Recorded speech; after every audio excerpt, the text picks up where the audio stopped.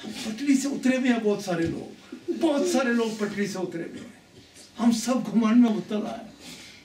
हम सब जो दूसरे की तरफ उंगली उठाते हैं ये भूल जाते हैं हमारे आका फरमा रहे हैं, आका के दरबार में आज भी लगा हुआ है कि खबरदार रहना कि जो बड़ा मुजरिम है ना उसकी जो बड़े कबायर गुनाह करने वाला है, कबायर का लफ्ज़ है, जो कबायर बड़े गुनाह करने वाला है उनकी मैं शफात करूंगा। क्या हम आपका के आगे खड़े होने वाले? हम तो अपने आका अलैहिस्सलातु वस्सलाम के पीछे चलने वाले। अल्लाह करे कि हम पीछे चलते रहे। जो मैं बात कर रहा था कि वो ये वार करता है और उसका काम भी यही है। कोशिश करेंगे हम एक महफिल में, अभी मेरा प्रोग्राम ख्याल था ये कुरान करीम के बारे में बात कर रहे थे, इन्होंने मोहब्बत के बारे में बात की। मैं पहले उस पर सोच रहा था, फिर जब ये इन्होंने की तो सोच रहा था इस पर बात करूं, लेकिन मौजू किसी और तरफ चला गया कि जो बहुत ज़रूरी है, इंतहाई ज़रूरी है कि हम इस मैं से बचे कि मैं कहीं का नहीं छोड़ती।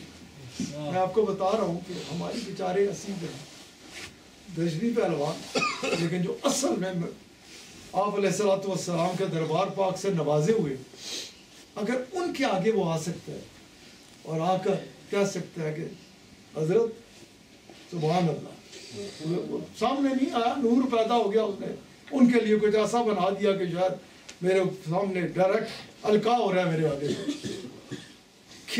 बहुत कुछ कर लिया, बहुत पढ़ लिया, बहुत आगे निकल गए, अब बस आप सारी मनाजिल तय करके अब आपको कोई ज़रूरत नहीं।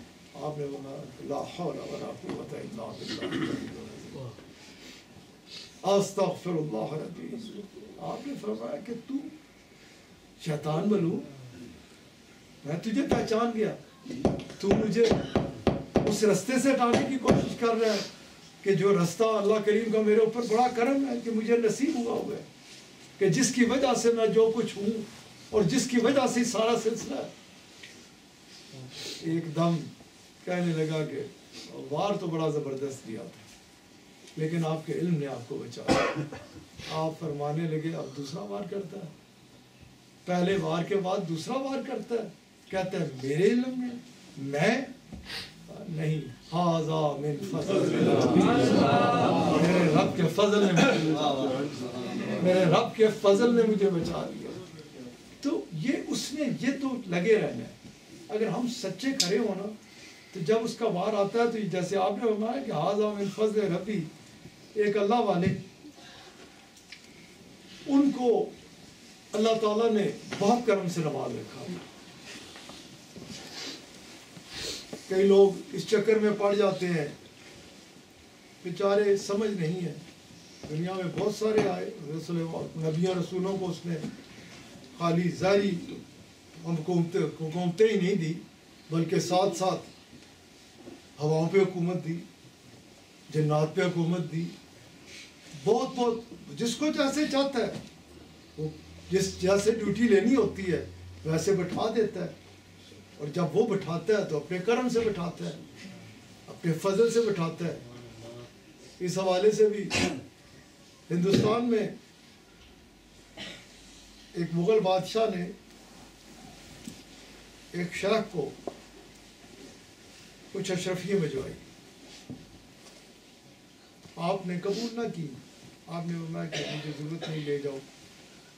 उसी वक्त उसने वही अशरफियों का जो तोड़ा था एक दूसरे शेख की खिदमत में भेज दिया, उन्होंने कबूल कर लिया। अब इसने उन जो पहले वाले शेख थे उन तक पैगाम भेजा कि आपने रद्द कर दी थी, क्योंकि वो बादशाह था ना, उसको बुरा लगा कि मैंने भेजा और इन्होंने कबूल नहीं की, मैंने उन्हें भेजी है, उन्होंने कबूल कर ली है।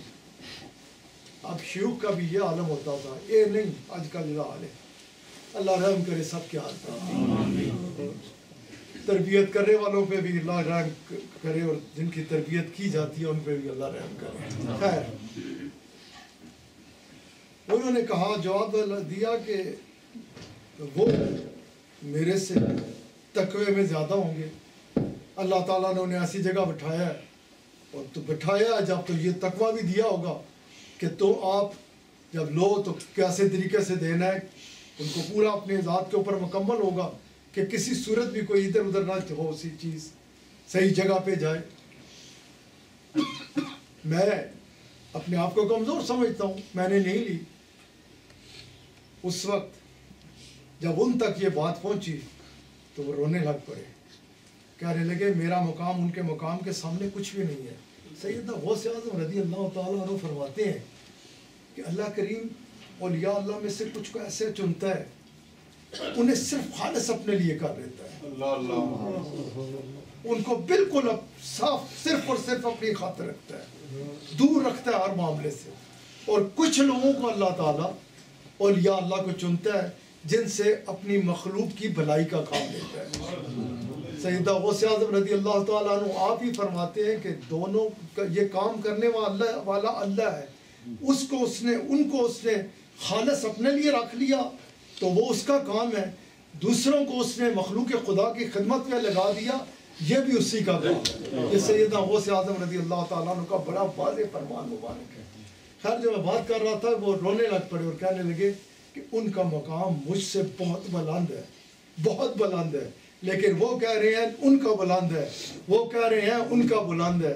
یہی تسبب روحانی دنیا میں تربیت کرنے والوں ان کی بھی یہ کیفیت ہوتی ہے، اور آگے جو ان کے ساتھ منسلک لوگ ہوتے ہیں ان کو بھی وہ اسی کیفیت میں مبتلا کرنا چاہتے ہیں، اسی حال میں لے جانا چاہتے ہیں کہ وہ کسی کو کم تر نہ سمجھیں، کسی کے لیے یہ زبان میں نہ لائیں کہ وہ برا ہے، بلکہ ان کی زبان سے نکلے تو یہی نکلے وہ اچھا ہے، کیونکہ وہ ساتھ فرماتے ہیں کہ رسول اللہ صلی اللہ علیہ وآلہ وسلم آپ فرماتے ہیں کہ گمان رکھو تو نیک رکھو، برا گمان مت رکھو۔ آپ صلی اللہ علیہ وآلہ وسلم فرماتے ہیں اچھا گمان جو ہے، اچھی سوچ، جس طرح ہم اس وقت 60-70 لوگ ادھر بیٹھے ہوئے ہیں، ہم سب اچھی سوچ رکھیں گے تو آپ فرماتے ہیں یہ اللہ کی طرف سے ہے۔ اور آپ علیہ السلام فرماتے ہیں جب بری سوچ رکھو گے تو یہ تمہارا اپنا نفس ہے، یہ تمہارا اپنا اندر بول رہا ہے۔ در حقیقت آپ نے اس طرح، کیونکہ آپ کریم ہیں نا، لیکن آپ علیہ السلام کے الفاظ کا مفہوم یہ نکلا کہ برے کو برا نظر آئے گا اور اچھے کو اچھا نظر آئے گا، اس لیے اس سے بھی بچ کے رہیے، کیونکہ یہ روحانی دنیا جو ہے یہ بڑی کیف و سرور والی دنیا ہے، ادھر آلودگی نہیں ہے، یہ دوسری دنیا میں آلودگی ہے، ادھر آلودگی نہیں ہے، اور اس آلودگی سے بچنے کے میں آپ کو نسخے دے رہا ہوں، دعائیں بتاؤ کہ کیسے ہم اس آلودگی سے بچ سکتے ہیں۔ وہ جو میں بات کر رہا تھا کہ اس سے پہلے میں بات کر رہا تھا کہ اللہ تعالیٰ اپنے کرم اور اپنے فضل اور اپنے حبیب علیہ السلام کے نالین پاک کے صدقے سے وہ وار تو کرتا ہے، آتا ہے، لیکن بچاتا ہے، جیسے نبیوں کو بھی بچایا، وہ آیا کہیں آگے اور انہیں بچایا، اولیاء اللہ کو بھی بچایا۔ جب وہ بندہ اس کا ہو جاتا ہے کیونکہ اس نے فرما رکھا جو میرا ہے نا اس پہ تیرا وار نہیں چلے گا، پھر وہ نہیں چلنے دیتا۔ اسی طرح ایک اللہ کے بندے تھے جنہیں اللہ تعالیٰ نے، جس پہ میں اس طرف چلا گیا کہ کئی لوگ اس وہم میں مبتلا ہو جاتے ہیں کہ یہ ساتھ یہ کیا ہے، یہ کیا ہے، یہ کیا ہے۔ وہ جو جن کے ساتھ وہ ہوتا ہے، میں نے اسی لیے پیران پیر کا قول مبارک آپ کے آگے رکھا کہ یہ اللہ کے کام ہے۔ جو بندہ ادھر بیٹھا ہوتا ہے اس سے پوچھو جا کے۔ خیر چھوڑ، اسی حوالے سے ایک اور میں نے شاید آپ کو بتایا ہوگی بات کہ ایک اور بندہ تھا کوئی، اس کے دل میں خیال پیدا ہوا کہ کوئی شیخ پکڑو، پتہ چلا فلاں مقام پر ایک شیخ ہے، ان کا بڑا شہرہ تھا، پہنچ گیا۔ جب پہنچا تو لنگر چل رہا ہے، دربار لگا ہوا ہے، اور جن کا میں واقعہ بیان کرنے لگا تھا ادھر ہی جاتا ہوں، ان کے ساتھ بھی یہی ہے کہ اموار مملکت جو اس وقت ہیں وہ بھی اللہ تعالیٰ نے انہی کے حوالے کیے ہوئے ہیں۔ اب جب یہ دیکھا تو بیچارہ کمزور تھا، کہنے لگا کہ یہ کیسے اللہ والے ہو سکتے ہیں، ادھر اتنی مخلوقات جا رہی ہے، یہ مملکت کا نظام بھی چلا رہے ہیں۔ شک ڈالا شیطان نے، ادھر سے واپس مڑنے لگا، جانے لگا۔ آپ نے فرمایا ادھر آ جائیے، آگے تشریف لائیے، بیٹھیے۔ کہاں سے آئے؟ فلاں مقام سے آئے. جانے لگے تھے. کہنے لگے کہ واپسی کا ارادہ ہے. اتنا دور سے آئے ہو, رات میرے مہمان بن جاؤ, رات میرے پاس ٹھہرو, رات گزارو, صبح چلے جانا, لیکن صبح مل کے جانا. رات گزاری, صبح ملنے جب آئے تو آپ نے بتایا کہ اب آئی تھے تو جاؤ, یہ میرا جس جگہ میں بیٹھا ہوں, جس شہر میں رہتا ہوں, اس شہر کو بھی دیکھتے جاؤ. جاؤ گے واپس, لوگ پوچھیں گے گئے دیکھا تو کیا بتاؤں گے فلاں شہر گیا, کوئی پوچھ لے گا کیسا شہر تھا. وہ کہنے لگا کوئی مسئلہ نہیں, میں شہر بھی دیکھ لیتا ہوں. چلنے لگا تو آپ نے ایک دودھ کا بھرا ہوا پیالہ اور 2 جلاد دائیں بائیں کر دیے.